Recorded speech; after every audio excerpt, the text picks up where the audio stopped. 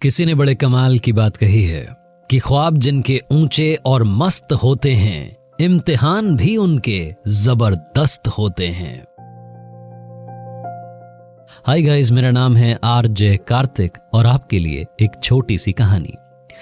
ये कहानी एक ऐसे व्यक्ति की जो अपनी जिंदगी से हार मान चुका था, परेशानियों में घिर चुका था और उसे अपनी जिंदगी की कीमत समझ में नहीं आ रही थी। इसलिए भगवान की मूर्ति के सामने बैठकर पूजा करने लगा। उसने ये संकल्प ले लिया था कि जब तक भगवान नहीं दिखेंगे, जब तक सामने प्रकट नहीं होंगे, तब तक कहीं जाऊंगा नहीं।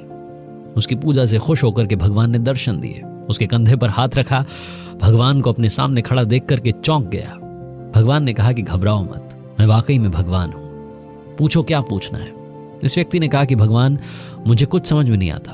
अपनी जिंदगी का रोना रोना शुरू किया, बताने लगा कि जिंदगी में बहुत परेशानी है, मुझे अपनी जिंदगी की कीमत समझ नहीं आती, मैं क्या करूं, कहां जाऊं। भगवान ने तब उसे एक लाल चमकदार पत्थर दिया और कहा कि वत्स, ये लाल चमकदार पत्थर लो और शाम तक बाजार में घूम घूम कर इसकी सही कीमत, इसका सही दाम पता करके लाओ, फिर मैं तुम्हें तुम्हारे सवाल का जवाब दूंगा। ये व्यक्ति जो कि भगवान ने कहा था वही करने के लिए निकल गया। एक लाल चमकदार पत्थर इसके पास में था। सबसे पहले सब्जी मंडी में गया, वहां एक फल वाले के पास गया, जाकर के बोला कि भाई साहब, ये लाल चमकदार पत्थर मेरे पास है, क्या आप इसे लेना चाहेंगे? उस फल वाले ने कहा कि ठीक है भाई साहब, ले लेते हैं, अच्छा लग रहा है, लेकिन मैं आपको इसके बदले में सिर्फ 10 किलो आम दे पाऊंगा। ये व्यक्ति वहां से आगे बढ़ गया, संतुष्ट नहीं था, और जब आगे बढ़ा तो एक सब्जी वाले के पास गया जो आलू प्याज बेच रहा था। उसके पास जाकर के पूछा कि भाई साहब, क्या आप ये लाल चमकदार पत्थर खरीदेंगे? उसने कहा हाँ जी खरीद लेंगे, लेकिन आपको मैं इसके बदले में 10 बोरी आलू से ज्यादा दे नहीं पाऊंगा।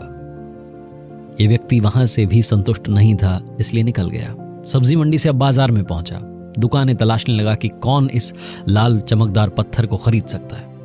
इसे एक सुनार की दुकान दिखाई दी, फटाफट उस दुकान के अंदर गया, जाकर के सुनार से मिला और कहा कि मेरे पास में एक लाल चमकदार पत्थर है, क्या आप खरीदेंगे? सुनार ने कहा पहले दिखाओ। इसने जैसे ही वो लाल चमकदार पत्थर अपने बैग में से निकाला, सुनार की आंखें चमक गई। उसने कहा, ये तुम्हें कहां से मिला? मैं इसके बदले में तुम्हें 50 लाख रुपए देने के लिए तैयार हूं, लेकिन ये मुझे देकर के चले जाओ, प्लीज मेरी बात मान लो। इस व्यक्ति की आंखें चौंक गई, इसकी आंखें फटी की फटी रह गई। इसने कहा 50 लाख रुपए? जिस लाल चमकदार पत्थर के भी 10 बोरी आलू मिल रहे थे, 10 किलो आम मिल रहे थे, उसे यहां 50 लाख रुपए में खरीदा जा रहा है। ये चुपचाप वहां से उठा, घबराया हुआ था, बाहर निकलने लगा। उस सुनार को लगा कि शायद बात बन नहीं पा रही है, पैसे कम बोले। सुनार ने कहा, अरे रुको, चलो ठीक है, आपकी ना मेरी, 1 करोड़ रुपए देने के लिए तैयार हूं, लेकिन उससे ज्यादा नहीं दे पाऊंगा। इस व्यक्ति ने कहा, अरे नहीं भाई साहब, मुझे बेचना थोड़ना है, मैं तो बस दाम पता कर रहा हूं। जहां इसने बोला, सुनार ने डांट के से भगा दिया। बाजार में बाहर आया तो सोचने लगा कि 1 करोड़ रुपए का ये लाल चमकदार पत्थर, शायद मैं अभी भी सही इंसान के पास नहीं गया। ये अब की बार हीरों के व्यापारी के पास गया, उसे जाकर के लाल चमकदार पत्थर दिखाया। उसने कहा, भाई ये अनमोल रत्न कहां मिल गया? ये तो वाकई में अनमोल है, मुझे देकर के चले जाओ, तुम्हें जो चाहिए मेरी दुकान से, मेरे रुपए जितने तुम्हें चाहिए लेकर के चले जाओ। इस व्यक्ति ने कहा, मुझे कुछ नहीं चाहिए, नमस्कार करके वहां से भगा और सीधा भगवान के पास गया। जाकर के बोला कि ये पत्थर किसी के लिए 10 किलो आम का है, कोई 10 बोरी आलू बता रहा है, कोई 1 करोड़ रुपए बता रहा है, कोई अनमोल बता रहा है, मुझे तो ये बताओ कि मेरे जीवन की कीमत क्या है। भगवान ने कहा, बेटा यही तो समझाना चाहता था, ये लाल चमकदार पत्थर तेरी जिंदगी है। किसी के लिए 10 किलो आम के बराबर है, कोई 10 बोरी आलू के बराबर समझता है, और कोई तुझे अनमोल समझता है। जिंदगी में सही अवसर का इस्तेमाल कर, उस सही अवसर का इस्तेमाल कर और अपना नाम बना के दिखा। तेरी जिंदगी की कीमत अनमोल है, क्योंकि तुझे ये शरीर मिला है जिससे तू जो चाहे इस दुनिया में कर सकता है। तू सबसे ताकतवर है, और ये शरीर जो तुझे मिला है, इसे मेरी भक्ति में भी लगा, इसे सही काम में लगा, दुआएं कमाने में लगा, तू वाकई में कमाल कर दिखाएगा। छोटी सी कहानी है, लेकिन हम सबको सिखाती है कि जिंदगी में हमेशा रोना रोना बंद कीजिए। ये समझिए कि आपकी हमारी जिंदगी अनमोल है। अब इस अनमोल जिंदगी का आप क्या करते हैं, ये आप पर डिपेंड करता है। सुन रहे हैं आप आरजे कार्तिक मोटिवेशन। किसी ने बड़े कमाल की बात कही है कि पूरी दुनिया भी जीत सकते हैं संस्कार से, और जीता हुआ भी हार सकते हैं अहंकार से। हाय गाइस, मेरा नाम है आरजे कार्तिक और आपके लिए एक छोटी सी कहानी। ये कहानी एक राजा की और उसके बोलने वाले तोते की। एक राजा के पास में बोलने वाला तोता था जिसे वो सोने के पिंजरे में रखता था। राजमहल में हमेशा वो तोता रहता था और राजा के यहाँ पर प्रथा थी कि महीने में 2 बार कथा होती थी। उस कथा को सुनाने के लिए दूर से एक पंडित जी आते थे। पंडित जी जब कथा समाप्त करते तो आखिरी में कहते कि हरि मिले तो बंधन छूटे, और जहां वो ये कहते वो बोलने वाला तोता बोल पड़ता कि पंडित झूठा है। पंडित जी को बड़ा ही एम्बैरेसिंग लगता कि ये क्या चल रहा है, ये तोता बार बार मुझे झूठा क्यों कह रहा है। 1-2 बार तो उन्होंने इग्नोर कर दिया, नजरअंदाज कर दिया, लेकिन जब ये रोज होने लगा, हर बार होने लगा, हर कथा में होने लगा, तो परेशान हो गए। उन्होंने सोचा कि इसका कोई सोल्यूशन, कोई हल तो ढूंढना पड़ेगा। तो अपने गुरु महाराज के पास गए, जो गुरु जी थे उनको जाकर के बताया कि जब भी मैं कथा करता हूं और आखिरी में कहता हूं कि हरि मिले तो बंधन छूटे, तो तोता कह देता है पंडित झूठा है। गुरु जी ने कहा कि चलते हैं, एक बार बात करते हैं, तोते से दिक्कत क्या है। अब की बार जो कथा थी उसमें पंडित जी के साथ में उनके गुरु जी आए, बड़ी उनकी आवभगत की गई, सत्कार किया गया। कथा शुरू हुई, कथा खत्म हुई और आखिरी में पंडित जी ने कहा कि हरि मिले तो बंधन छूटे।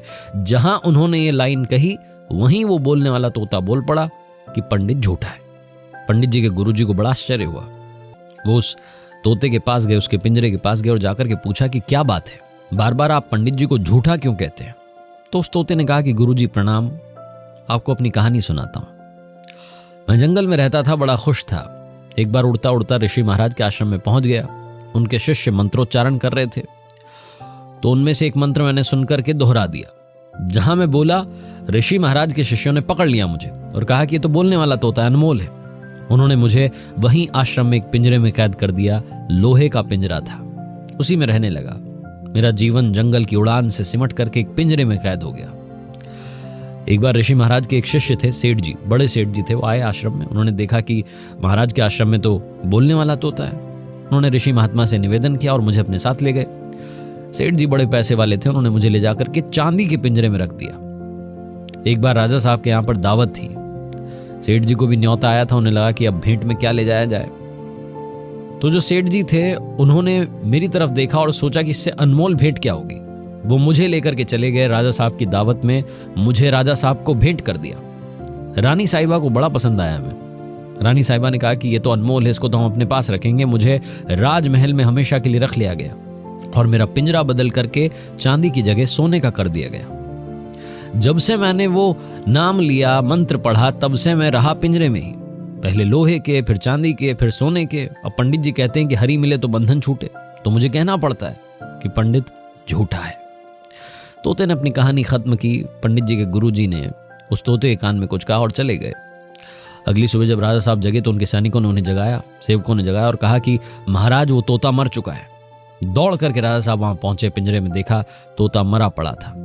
राजा साहब ने खुद अपने हाथ से उस पिंजरे का दरवाजा खोला और जैसे ही दरवाजा खोला वो तोता फड़फड़ा करके उड़ता चला गया और उड़ते उड़ते बोला, गुरु मिले तो बंधन छूटे। गुरुजी ने कान में उसे तकनीक बताई थी उस पिंजरे से आजाद होने की। छोटी सी कहानी है, लेकिन हमें सिखाती है कि जिंदगी में सही सलाह ही हमें आगे ले जाएगी। याद रखिएगा, जो धनुर्धर अर्जुन था वो भगवान श्री कृष्ण से सलाह लेता था और जो दुर्योधन था वो मामा शकुनी से सलाह लेता था। सही सलाह के साथ कर दिखाओ कुछ ऐसा कि दुनिया करना चाहे आपके जैसा। सुन रहे हैं आप RJ Kartik motivation.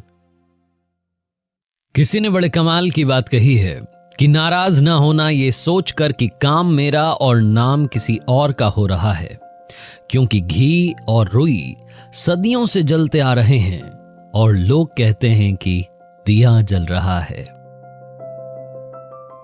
Hi guys, मेरा नाम है आरजे कार्तिक और आपके लिए एक छोटी सी कहानी।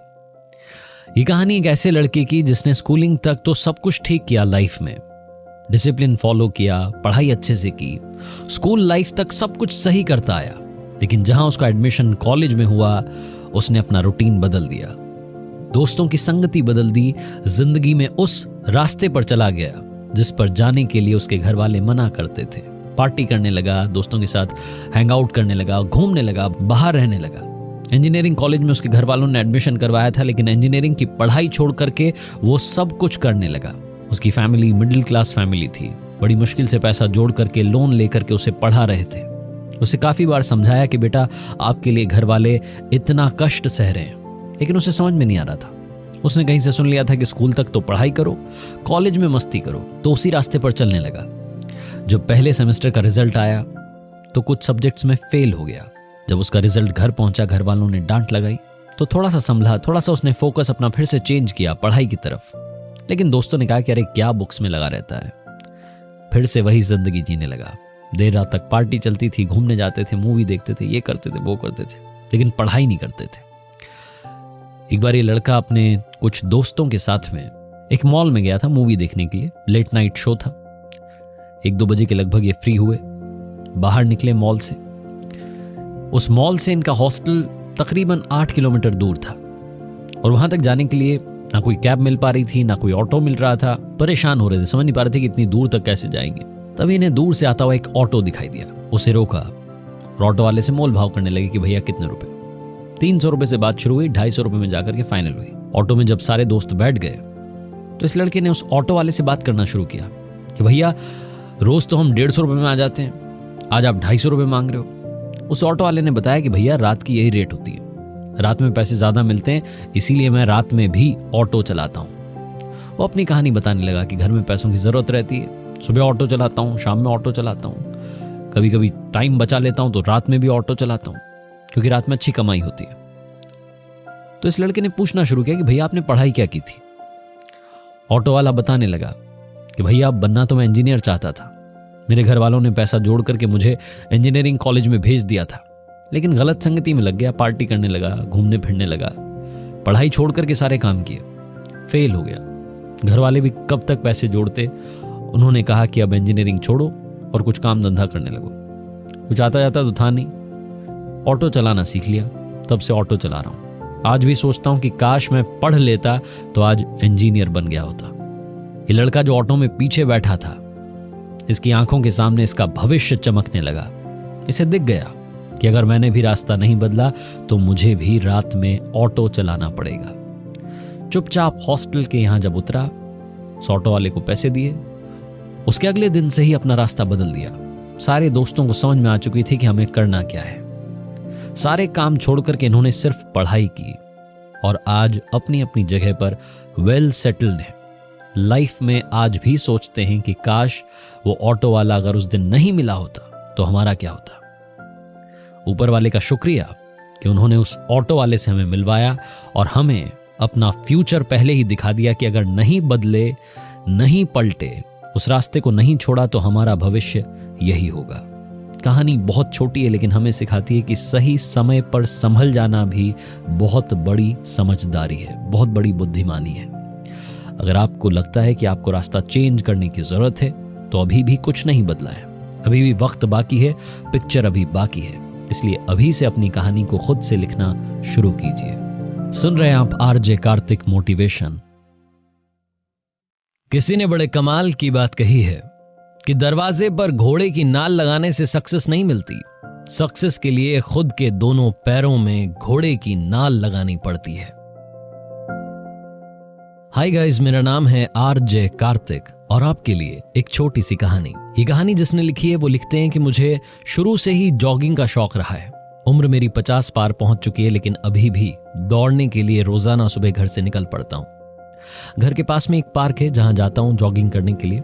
वहां मेरे कुछ दोस्त भी बन गए हैं और उनमें से किसी एक दोस्त ने मुझे एक बार बताया कि हमारे शहर में एक बड़ी मैराथन हो रही है और मुझे भी पार्टिसिपेट करना चाहिए क्योंकि मैं अच्छा खासा दौड़ लेता हूं।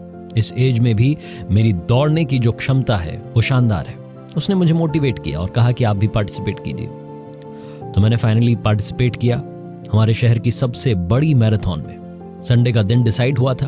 सुबह सुबह तैयार होकर के मैं पहुंच गया मैराथन में पार्टिसिपेट करने के लिए। और जब वहां पहुंचा तो मेरी नजर एक महिला पर टिक गई जो साड़ी में मैराथन में पार्टिसिपेट करने के लिए आई थी और उन्होंने चप्पल भी नहीं पहनी थी। उनकी उम्र तकरीबन 50 के पार ही रही होगी। उन्हें देखने के बाद मुझे बड़ा अजीब लगा कि भैया साड़ी में कौन मैराथन में पार्टिसिपेट करता है, ये क्या बात हुई। ऊपर से चप्पल भी नहीं पहनी है, जूते भी नहीं पहने, स्पोर्ट शूज तो दूर की बात है, यहां तो चप्पल तक नहीं है। हाल बेहाल है। मैं उस महिला को नोटिस कर ही रहा था कि अचानक से विसिल बजी और फाइनली दौड़ शुरू हुई। मैंने दौड़ना शुरू किया।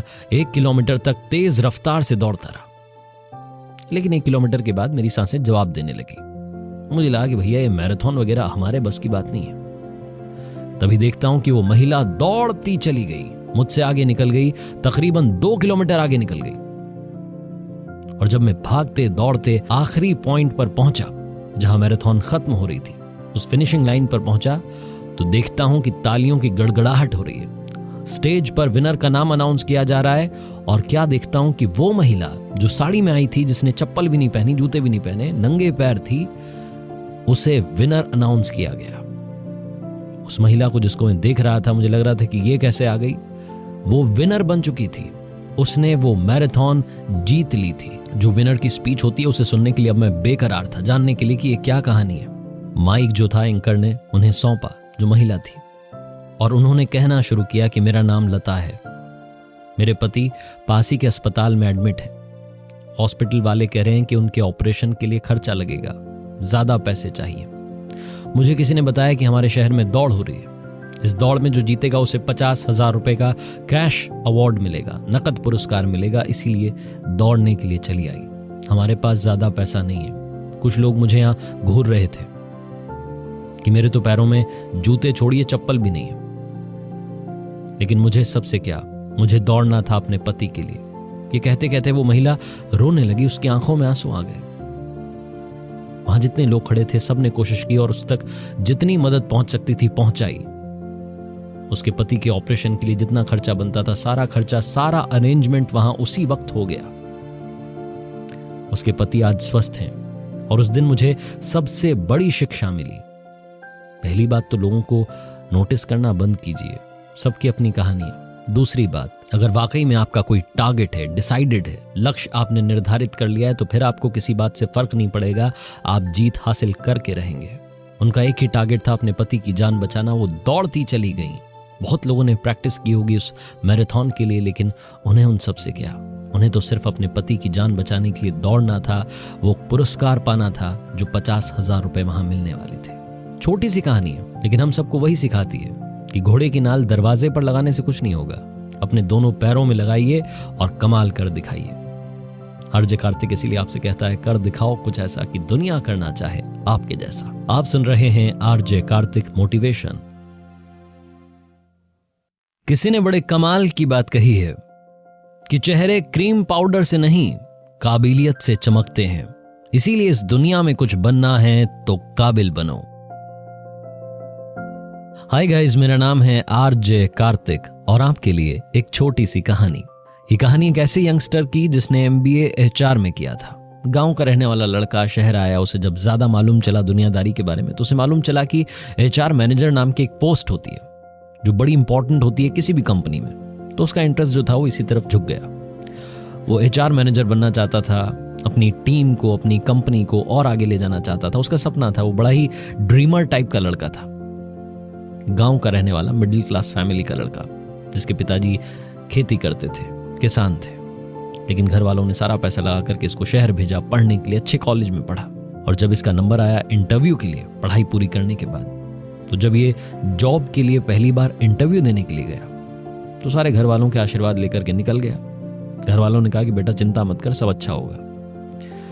जब इंटरव्यू देने पहुंचा तो इंटरव्यूअर ने इससे पूछा कि आप क्या करते हैं, आपका बैकग्राउंड क्या है। तो उसने बताया कि मैं फ्रेशर हूं, अभी तो मैंने कॉलेज पास आउट किया है, मेरी फैमिली जो है हम लोग गांव के हैं, मेरे पिताजी किसान हैं, लेकिन उन्होंने मुझे कभी ये खेती वगैरह करने नहीं दी। उन्होंने कहा कि बेटा तुम तो बस शहर में रहो, अपना काम करो, पढ़ो पढ़ो पढ़ो।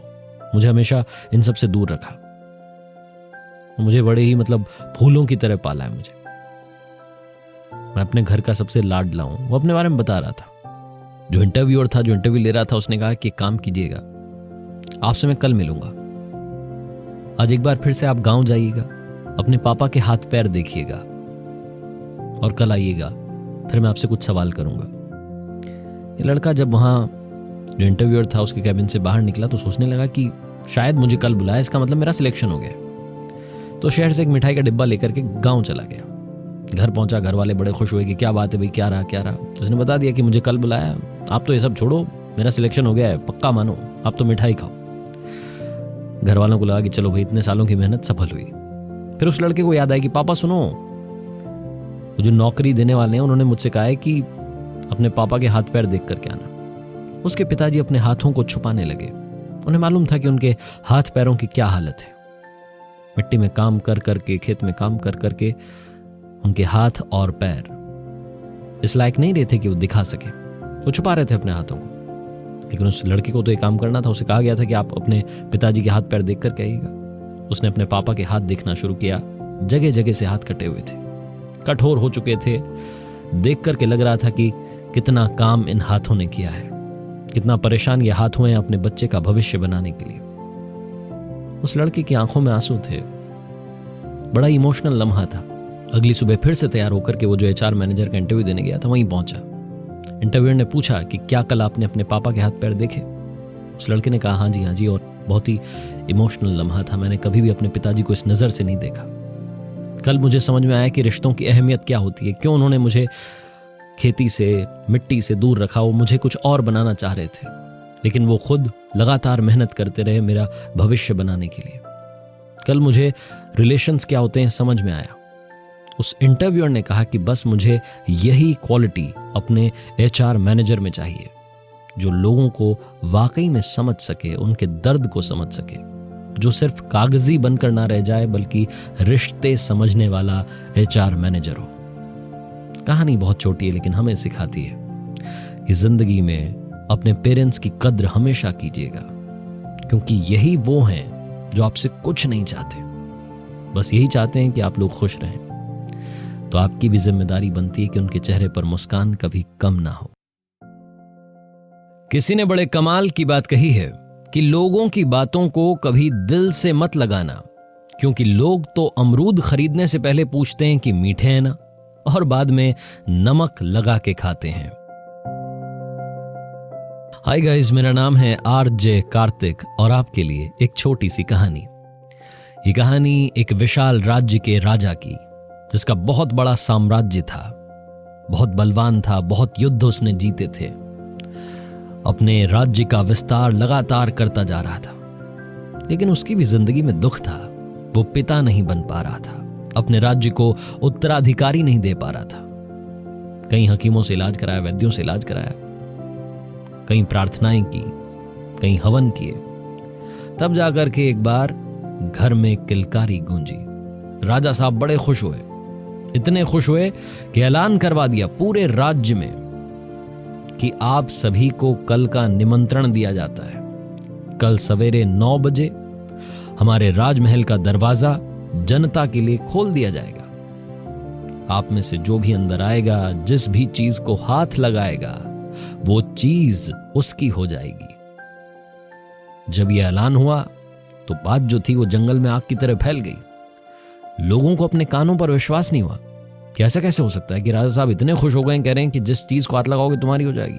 लोगों ने सोचना शुरू किया कि क्या करना है। प्लानिंग होने लगी कि किस चीज को हाथ लगाना है। गांव में लोग ग्रुप बना करके बैठने लगे, सोचने लगे कि हम एक काम करेंगे, सब जाएंगे मिलकर के और अस्तबल को हाथ लगा देंगे, सारे घोड़े हमारे हो जाएंगे। किसी ने कहा सेना को हाथ लगा देंगे, किसी ने कहा जो ज्वेलरी रखी है, जो हीरे जवाहरात रखे उनको हाथ लगा देंगे, खजाना हमारा हो जाएगा।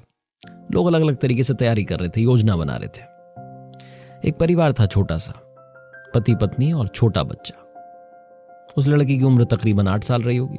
उसने अपने मम्मी पापा से कहा कि पापा मैं भी कल चलना चाहता हूं राजमहल में सारी जनता के साथ। उसके जो पेरेंट्स थे, जो मम्मी पापा थे, हंसने लगे, बेटा क्या पागलों जैसी बात कर रहे हो, तुम छोटे बच्चे हो, यहीं रहो, बड़ों का काम है। उस बच्चे ने जिद की कि नहीं मुझे भी लेकर के चलिएगा। उसके जो मम्मी पापा थे वो भी समझ नहीं पाए कि ठीक है बच्चा जिद कर रहा है, चलो ले चलते हैं। उसकी जिद के आगे नतमस्तक हो गए, उसको भी लेकर के गए। ठीक सवेरे 9 बजे राजमहल का दरवाजा खुला। जनता पहले से काफी संख्या में आ गई थी।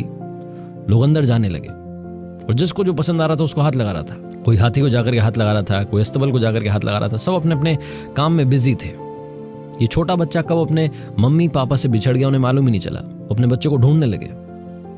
तभी वो देखते हैं कि छोटा बच्चा दौड़ते दौड़ते दौड़ते ठीक वहां पहुंच गया जहां सिंहासन था और राजा साहब बैठे थे। उस छोटे से बच्चे ने जाकर के राजा को हाथ लगा दिया और जोर से चिल्लाया कि शांत हो जाओ, आज से राजा मेरा और तुम सब मेरे। कहानी बहुत मजेदार है, बहुत छोटी सी है, लेकिन हमें सिखाती है कि लाइफ में हम मांगते रहते हैं, हमेशा ऊपर वाले से कुछ ना कुछ मांगते रहते हैं। आज कुछ मांगा, वो मिल गया, तो कल कुछ मांगा, परसों कुछ मांगा, मांगते चले जाते हैं। लेकिन ये भूल जाते हैं कि क्या हम एक बार उसे भी मांग सकते हैं। जिस दिन आपने उसे मांग लिया, जिसे हम ऊपर वाला कहते हैं, भगवान कहते हैं, ईश्वर कहते हैं, अल्लाह कहते हैं, गॉड कहते हैं, सुपर नेचुरल पावर कहते हैं, जो चाहे आप कहें, लेकिन जिस दिन आपने उसे मांग लिया, उस दिन आपकी लाइफ बदल जाएगी। ऊपर वाले से चीजें मांगना बंद कीजिए, उनका साथ मांग लीजिए। वो कहते हैं ना कि जिसके साथ ऊपर वाला होता है उसका नीचे वाले कुछ नहीं बिगाड़ सकते। सुन रहे हैं आप आरजे कार्तिक को